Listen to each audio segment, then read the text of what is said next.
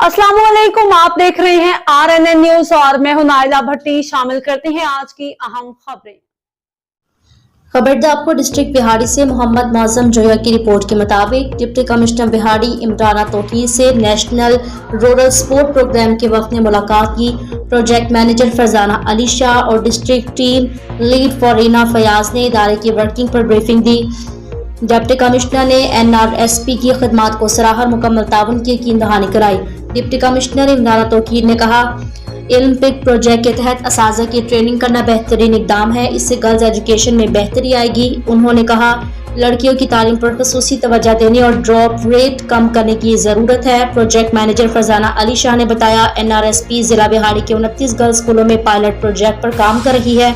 असातिज़ा को जदीद ट्रेनिंग, तालिबात को स्पोर्ट व लर्निंग किट्स और वज़ाइफ फराहम किए जा रहे हैं। District team lead Farina Fayaz के मुताबिक ख़वातीन असातिज़ा भरपूर दिलचस्पी ले रही हैं, जबकि स्कूलों में हेल्थ स्क्रीनिंग पर भी काम हो रहा है।